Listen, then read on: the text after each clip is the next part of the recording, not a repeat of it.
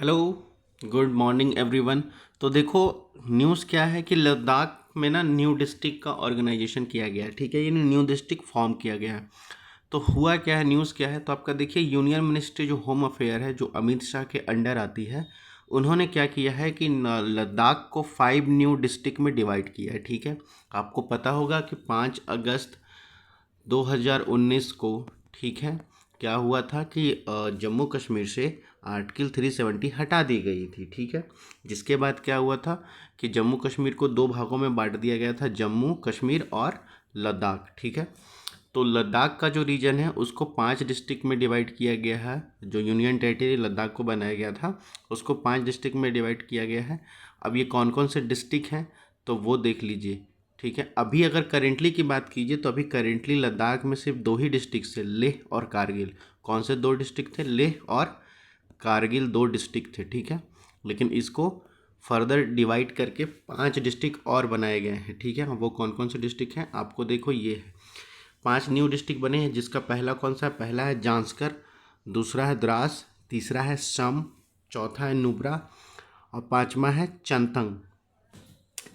ठीक है, तो ये पांचों डिस्ट्रिक्ट आपको बहुत इंपॉर्टेंट होगा करेंट अफेयर के परस्पेक्टिव से, क्योंकि यहाँ से क्वेश्चन आने ही आने हैं अपकमिंग एग्जाम में। ठीक है, अब बात करते हैं कि ये न्यू डिस्ट्रिक्ट फॉर्मेशन का अथॉरिटी किसके पास है, क्या प्रोसेस होता है। तो डिस्ट्रिक्ट फॉर्मेशन की प्रोसेस की बात कर ली जाए तो स्टेट गवर्नमेंट का जो पावर होता है, जैसे स्टेट गवर्नमेंट को पावर क्या मिलता है, टू क्रिएट न्यू डिस्ट्रिक्ट और अल्टर डिस्ट्रिक्ट, और किसी भी डिस्ट्रिक्ट को बनाने का या किसी भी डिस्ट्रिक्ट को ख़त्म करने का अधिकार किसके अंडर है? स्टेट गवर्नमेंट के पास है। ठीक है, लेकिन मेथड ऑफ चेंज की बात कर लेते हैं। तो मेथड ऑफ चेंज क्या होता है कि एग्जीक्यूटिव ऑर्डर और लॉ स्टेट असेंबली में पास होना चाहिए। ठीक है, एग्जीक्यूटिव ऑर्डर और जो भी लॉ है वो स्टेट असेंबली के थ्रू पास होना चाहिए। लेकिन आपको पता होगा कि जो हमारा ये लद्दाख है, ये आपका क्या है? ये आपका यूटी है। ठीक है, स्टेट नहीं है।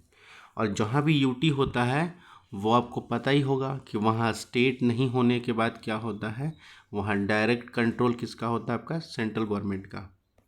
ठीक है, तो सेंट्रल गवर्नमेंट के अंडर आता है, इसलिए मिनिस्ट्री ऑफ अफेयर ने ये डिसीजन लिया, 5 डिस्ट्रिक्ट में डिवाइड किया। ठीक है, तो ये रहा आज का न्यूज़। बाकी पढ़ते लिखते रहिए।